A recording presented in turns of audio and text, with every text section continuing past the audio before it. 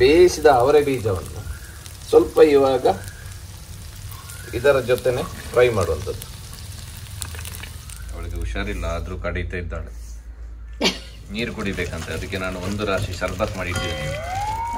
ಹತ್ತರಲ್ಲೇ ಇರುವುದು ಗಾಡಿ, ಹೋಗುದಿಲ್ಲ. ನಾವಿಷ್ಟೆಲ್ಲ ವಿಡಿಯೋ ಹಾಕ್ತೇವೆ, ತುಂಬಾ ಮಂದಿ ನೋಡ್ತೀರಾ ವ್ಯೂವರ್ಸ್, ಲೈಕ್ ಕೊಡ್ಲಿಕ್ಕೆ ಏನಂತ ಏನೋ ಒಂದು ಪಿಟ್ಟಾಸಿ ಮಾಡಿದಾಗೆ ಆಗ್ತಾ ಉಂಟು. ಪಿಟ್ಟಾಸಿ ಮಾಡ್ಬೋದು. ಚಟ್ನಿ ನೋಡಿ, ಚಟ್ನಿ, ಅವರೆಕಾಳಿನ ಚಟ್ನಿ, ಹೊಸ ಹೊಸ ಚಟ್ನಿ ನಮ್ದು, ಹೊಸ ಹೊಸ ಚಟ್ನಿ.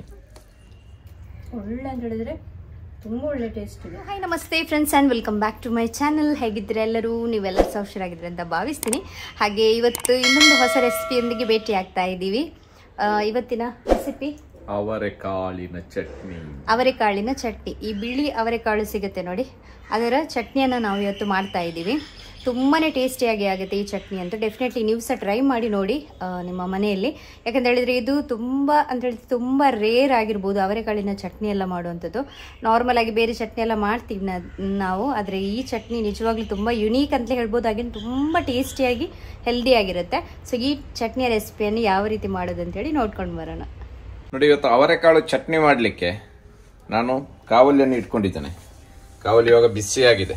ಸೊ ಅದಕ್ಕೆ ಒಂದು 2 ಟೇಬಲ್ ಸ್ಪೂನ್ನಷ್ಟು ಎಣ್ಣೆಯನ್ನು ಇವಾಗ ಸೇರಿಸ್ಕೊಳ್ತಾ ಇದ್ದೇನೆ. ಎಣ್ಣೆ ಸ್ವಲ್ಪ ಬಿಸಿ ಆದ ಮೇಲೆ,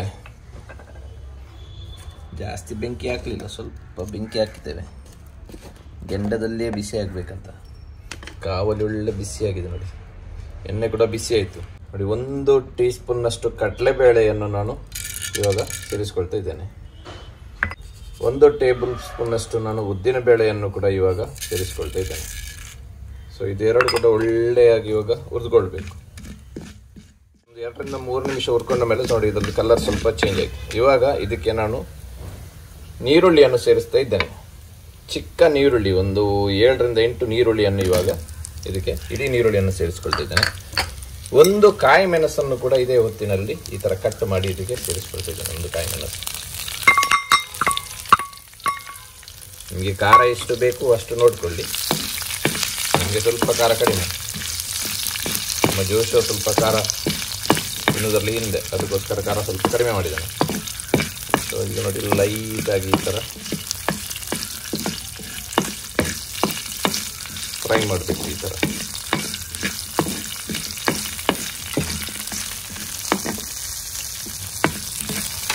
1 ನಿಮಿಷ ಈ ಥರ ನೀರುಳ್ಳಿ ಕಾಯಿ ಮೆಣಸೆಲ್ಲ ಈ ಥರ ಎಣ್ಣೆಯಲ್ಲಿ ಸ್ವಲ್ಪ ಕಾಯಿಸಿದ ಮೇಲೆ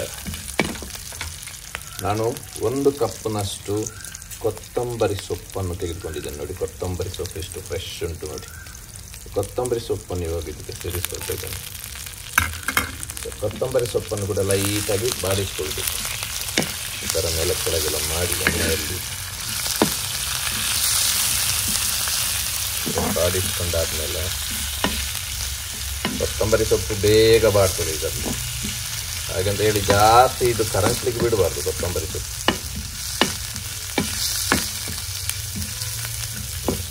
ಕೊತ್ತಂಬರಿ ಸೊಪ್ಪು ಬಾಡಿ ಬರುವಾಗ ಅದಕ್ಕೆ ಸ್ವಲ್ಪ ಹುಳಿಯನ್ನು ಕೂಡ ನಾನು ಸೇರಿಸ್ಕೊಳ್ತಾ ಇದ್ದೇನೆ. ರುಚಿಗೆ ಎಷ್ಟು ಬೇಕು ಅಷ್ಟು ಹುಳಿ.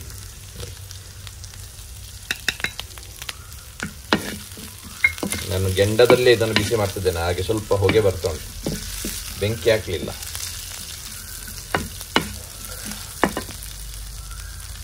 ನೋಡಿ ಇಷ್ಟು ಅವರೆ ಬೀಜವನ್ನು ತೆಗೆದುಕೊಂಡಿದ್ದೇನೆ. ಈ ಅವರೆ ಬೀಜವನ್ನು ಸ್ವಲ್ಪ ನಾನು ಬೇಯಿಸಿದ್ದೇನೆ. ಬೇಯಿಸಿದ ಅವರೆ ಬೀಜವನ್ನು ಸ್ವಲ್ಪ ಇವಾಗ ಇದರ ಜೊತೆನೆ ಫ್ರೈ ಮಾಡುವಂಥದ್ದು. ಸ್ವಲ್ಪ ಈ ಥರ ರೋಸ್ಟ್ ಮಾಡಿದ್ರೆ ಆಯ್ತು. ನಾನೆಲ್ಲ ಇನ್ನೇ ಖಾಲಿ ಬಾಡಿಸ್ಲಿಕ್ಕೆ ಮಾತ್ರ ಇರುವಂಥದ್ದು. ಈ ಥರ ಒಳ್ಳೆ ಟೇಸ್ಟ್ ಕೂಡ ಸೂಪರ್ ಆಗ್ತದೆ. ಇದು ಉದ್ದಿನ ಬೇಳೆ ಮತ್ತು ಕಡಲೆಬೇಳೆ ಮಿಕ್ಸ್ ಮಾಡಿ ಹಾಕಿದಂಥ ಚಟ್ನಿ ಉಂಟಲ್ಲ, ಸೂಪರ್ ಆಗ್ತದೆ.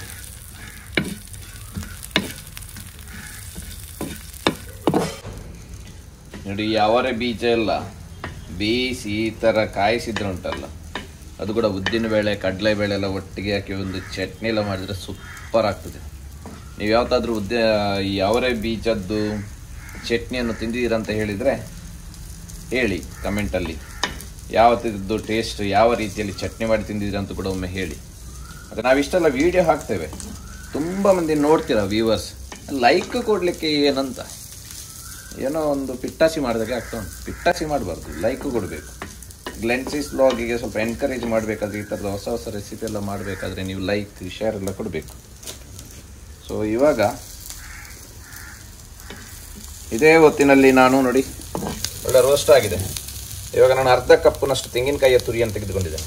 ಆ ತೆಂಗಿನಕಾಯಿ ತುರಿಯನ್ನು ಕೂಡ ಇದಕ್ಕೇ ಹಾಕ್ತಾ ಇದ್ದೇನೆ. ಇದನ್ನು ಕೂಡ ಇವಾಗ ಸ್ವಲ್ಪ ರೋಸ್ಟ್ ಮಾಡಿ ಕೊಡುವಂಥದ್ದು. ತೆಂಗಿನಕಾಯಿ ತುರಿಯನ್ನು ಕೂಡ ಇದೇ ರೀತಿಯಲ್ಲಿ ಇದರಲ್ಲಿ ಒಳ್ಳೆ ರೀತಿ ಬಾಡಿಸಿಕೊಂಡು ಇದಕ್ಕೆ ಸ್ವಲ್ಪ ಇದೇ ಹೊತ್ತಿನಲ್ಲಿ ಸ್ವಲ್ಪ ಇಂಗಿನ ಹುಡಿಯನ್ನು ಕೂಡ ನಾನು ಸೇರಿಸ್ಕೊಳ್ತೇನೆ. ಇಂಗುಡಿ ಸ್ವಲ್ಪ ಜಾಸ್ತಿ ಅಲ್ಲ, ಎಷ್ಟು ಬೇಕು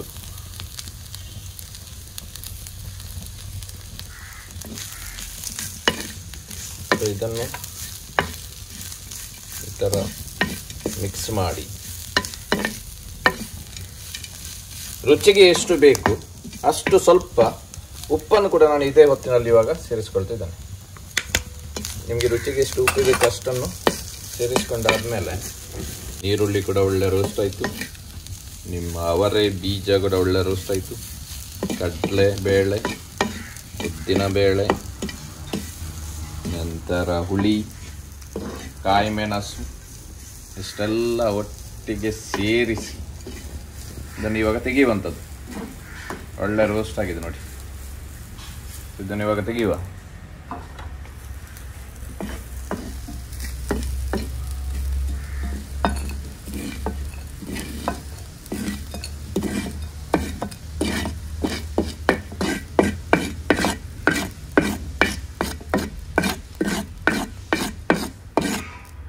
ನೋಡಿ ಚಟ್ನಿಗೆ ಬೇಕಾಗಿರುವಂಥದ್ದು ಐಟಮ್ ರೆಡಿ. ಅವರೆ ಕಾಡಿನ ಚಟ್ನಿ ನೋಡಿ. ಇವಾಗ ಈ ರೋಸ್ಟ್ ಮಾಡಿಟ್ಟಂತಹ ಎಲ್ಲ ಐಟಮ್ ಉಂಟಲ್ಲ, ಇದನ್ನು ನಾವು ಕಡೆಯುವ ಕಲ್ಲಿನಲ್ಲೇ ಹಾಕಿ ಕಡೆಯುವಂಥದ್ದು. ಇದನ್ನು ನೀವು ಮಿಕ್ಸಿಯಲ್ಲಿ ಹಾಕಲಿಕ್ಕೆ ಹೋಗಬೇಡಿ. ಮಿಕ್ಸಿಯಲ್ಲಿ ಹಾಕಿದ ತಕ್ಷಣ ಏನಾಗ್ತದೆ ಅಂತ ಹೇಳಿದರೆ ತುಂಬ ರೀತಿಯಲ್ಲಿ ಅದು ಸ್ಮ್ಯಾಶ್ ಆಗ್ತದೆ, ಒಳ್ಳೆ ರೀತಿಯಲ್ಲಿ ಫೈನ್ ಪೇಸ್ಟ್ ಆಗ್ತದೆ. ಅದಾಗಬಾರ್ದು, ತಿನ್ನಲಿಕ್ಕೆ ಕೂಡ ಸಿಗಬೇಕು. ಇವಾಗ ನೋಡುವ ಯಾವ ರೀತಿಯಲ್ಲಿ ಕಡಿಯುವುದು ಅಂತ. 2 ಚಮಚ ನೀರನ್ನು ಹಾಕ್ಕೊಳ್ತಾ ಇದ್ದೀನಿ ನಾನು.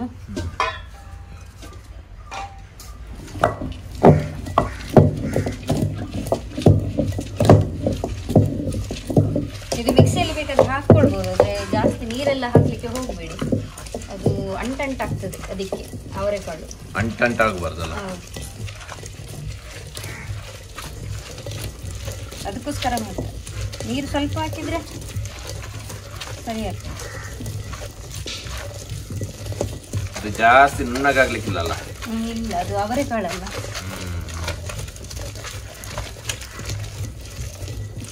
ನುಣ್ಣಗೆ ಅಂತ ಹೇಳಿದ್ರೆ ಇದರಲ್ಲೆಲ್ಲ ಕರೆಕ್ಟ್ ಆಗ್ತದೆ. ನಮಗೆ ಸ್ವಲ್ಪ ನೀರಲ್ಲಿ ಸಹ ಕಡಿಲಿಕ್ಕೆ ಹೋಗ್ತದೆ, ಆದರೆ ಮಿಕ್ಸಿಯಲ್ಲಿ ಹಾಗೆ ಆಗುದಿಲ್ಲ. ನಾವು ನೀರು ಹಾಕಲೇಬೇಕಾಗ್ತದೆ ಸ್ವಲ್ಪ. ಅದು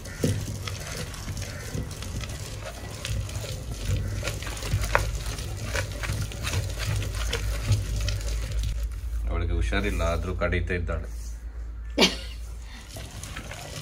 ಹೀಟ್ ಸ್ಟ್ರೋಕ್ ಅಂತ, ಹೀಟ್ ಸ್ಟ್ರೋಕ್. ನಿನ್ನೆ ಡಾಕ್ಟರ್ ಹೇಳಿದ್ರು ಹೀಟ್ ಸ್ಟ್ರೋಕ್ ಎಲ್ಲ ಆಗ್ತದೆ, ಬರೀ ಜಾಗ್ರತೆ, ಬಿಸಿಲಿಗೆಲ್ಲ ಹೋಗಬಾರ್ದು.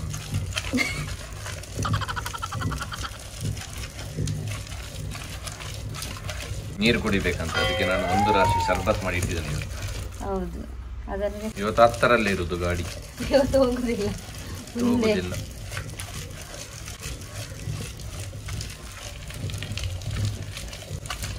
10ರಲ್ಲಿ ತಿರುಗುವಾಗಲೇ ತರಿ ತರಿ ಚಟ್ನಿ ಸಿಗ್ತದೆ. ಒಳ್ಳೆ ಪರಿಮಳ ಬರ್ತದೆ ಮಾತ್ರ. ಅದು ಕೊತ್ತಂಬರಿ ಸೊಪ್ಪೆಲ್ಲ ಹಾಕಿದ್ದೇವಲ್ಲ. ಚಟ್ನಿ ರೆಡಿ ಆಯ್ತು. ನಮ್ದು ಯಾವಾಗಲೂ ಚಟ್ನಿ. ನಿನ್ಗೇನು ಚಟ್ನಿ ಬಾಯಮ್ಮ ಅಂತ ಕರೀತಾರ?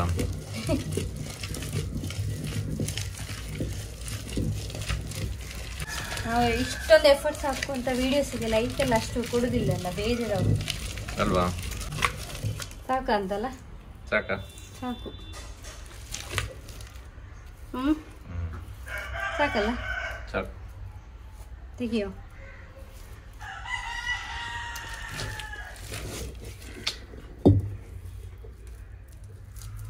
ನೋಡಿ ಜಾಸ್ತಿ ನಾನು ಕಡಿಲಿಲ್ಲ, ಅದು ಬೇಗ ಅವರೆಕಾಳು ಇದಾಗ್ತದೆ, ಹುಡಿ ಆಗ್ತದೆ. ಹಾಗಾಗಿ ನೋಡಿ ಇಷ್ಟು ತರಿ ಆದ್ರೆ ಸಾಕು, ಸ್ವಲ್ಪ ತರಿನೇ ಇದ್ರೆ ಸಾಕು, ಒಳ್ಳೇದಾಗ್ತದಲ್ಲ. ಓಕೆ, ಚಟ್ನಿ ನೋಡಿ, ಚಟ್ನಿ, ಅವರೆಕಾಳಿನ ಚಟ್ನಿ. ಸ್ವಲ್ಪ ಚಟ್ನಿ ಇದ್ರೆ ಉಂಟಲ್ಲ, ಮತ್ತೆ ಒಂದು ಬೆಂಡೆ ಎಲ್ಲ ತೊಂಡೆ, ಮತ್ತೆ ಮಜ್ಜಿಗೆ. ಸೆಕೆಗಾಲದಲ್ಲಿ ಉಂಟಲ್ಲ, ಇಷ್ಟಿದ್ರೆ ಧಾರಾಳ ಸಾಕು, ಹೊಟ್ಟೆ ತುಂಬಾ ಊಟ ಮಾಡ್ಬೋದು. ಟೇಸ್ಟ್ ಮಾಡೋಣ ನೋಡಿ.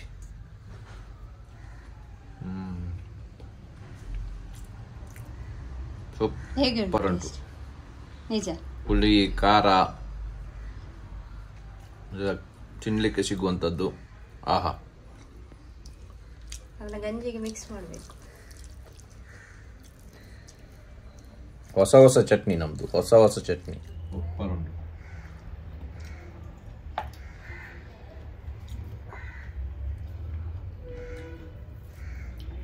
ಅವರೆಕಾಳು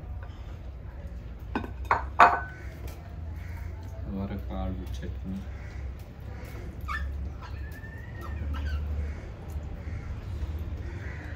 ಈಗ ಸೆಕೆಗಾಲದಲ್ಲಿ ಉಂಟಲ್ಲ, ಬೆಸ್ಟ್ ಗಂಜಿ.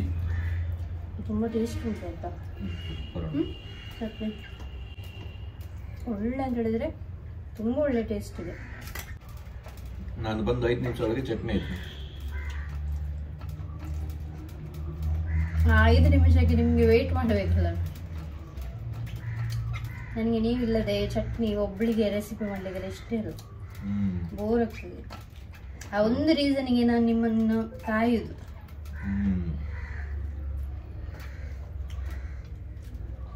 ಕಾದು ಕಾದು ಊಟ ಮಾಡಿದ್ರೆ ಅದರದ್ದು ಟೇಸ್ಟೇ ಬೇರೆ ಅಂತ. ಡೆಫಿನೆಟ್ಲಿ ಈ ಚಟ್ನಿಯನ್ನ ಟ್ರೈ ಮಾಡಿ. ಮಿಕ್ಸಿಯಲ್ಲಿ ಮಾಡೋದಾದ್ರೂ ಕೂಡ ಇಷ್ಟೇ, ನೀರಲ್ಲ, ಸ್ವಲ್ಪ ನೀರು ಹಾಕದಿದ್ರು ಪರವಾಗಿಲ್ಲ, ಆದ್ರೆ ತರಿಯಾಗಿ ಅದನ್ನ ಗ್ರೈಂಡ್ ಮಾಡಿ ಆಯ್ತಾ. ಫುಲ್ ಫೈನ್ ಗ್ರೈಂಡ್ ಮಾಡಿದ್ರೆ ತಿನ್ಲಿಕ್ಕೆ ಆಗ್ಲಿಕ್ಕಿಲ್ಲ. ಇದು ಕಡಿಯುವಂತ ಕಲ್ಲಿನಲ್ಲೇ ಮಾಡುವಂತಹ ಒಂದು ರೆಸಿಪಿ ಅಂತ ಹೇಳ್ಬೋದು. ಅಂದ್ರೆ ನಿಮಗೆ ಮಿಕ್ಸಿಯಲ್ಲಿ ಮಾಡಲಿಕ್ಕೆ ಬೇಕಾಗಿದ್ರೆ ತರಿಯಾಗಿ ಮಾಡಿ, ಆಗ ಮಾತ್ರ ಅದು ಟೇಸ್ಟಿಯಾಗಿ ಬರೋದು. ಆದರೆ ಡೆಫಿನೆಟ್ಲಿ ಈ ಒಂದು ರೆಸಿಪಿಯನ್ನು ಟ್ರೈ ಮಾಡಿ. ಯಾಕಂತ ಹೇಳಿದ್ರೆ ನಾನು ಅನ್ಕೊಳ್ತೀನಿ, ಯಾರು ಅವರೆಕಾಳಿದ್ದು ಚಟ್ನಿ ಅಂತೂ ಮಾಡ್ಲಿಕ್ಕಿಲ್ಲ, ತೀರಾ ಕೆಲವರಿಗೆ ಮಾತ್ರ ಗೊತ್ತಿರ್ಬೋದು ಈ ಚಟ್ನಿ. ಮಾಡಿ, ಖಂಡಿತವಾಗ್ಲೂ ಮಾಡಿ. ಅದ ನಂತರ ಇದರ ತಿಳಿಸಿ ಕಮೆಂಟ್ ಅಲ್ಲಿ. ನೀವು ತಿನ್ನಿ, ನಿಮ್ಮವರಿಗೂ ಹೇಳಿ. ಇಷ್ಟಪಡ್ತಾರೆ, ಖಂಡಿತ ಇಷ್ಟಪಡ್ತಾರೆ. ಆರೋಗ್ಯಕ್ಕೆ ಕೂಡ ಒಳ್ಳೇದಿದು. ಇದು ಎಂತ ಹೇಳ್ತಾರೆ, ಟೇಸ್ಟೇ ಬೇರೆ, ಅದ್ಭುತ ಟೇಸ್ಟ್ ಅಲ್ಲ. ಸೂಪರ್ ಇದೆ. ಸೊ ಈ ರೆಸಿಪಿನ ಡೆಫಿನೆಟ್ಲಿ ಟ್ರೈ ಮಾಡಿ ಅಂತ ಹೇಳ್ತಾ ನಮ್ಮ ವಿಡಿಯೋಗೆ ಲೈಕ್ ಕೊಡಿ. ನಮಗೆ ಸ್ವಲ್ಪ ಮೋಟಿವೇಶನ್ ಬರುತ್ತೆ ಮಾಡಲಿಕ್ಕೆ. ತುಂಬ ಎಫರ್ಟ್ಸ್ ಹಾಕ್ತೇವೆ ನಾವು ಒಂದು ವಿಡಿಯೋದ ಹಿಂದೆ, ತುಂಬ ಎಫರ್ಟ್ಸ್ ಇರುತ್ತೆ. ಹಾಗಾಗಿ ನಾವು ಕಂಟಿನ್ಯೂಸ್ ಆಗಿ ಈಗ ಈ ಒಂದು ವೆಜ್ ರೆಸಿಪೀಸನ್ನು ಮಾಡ್ತಾ ಇರೋದ್ರಿಂದ ಇನ್ನೂ ಸಹ ಡಬಲ್ ಎಫರ್ಟ್ಸನ್ನು ಹಾಕಬೇಕಾಗುತ್ತೆ.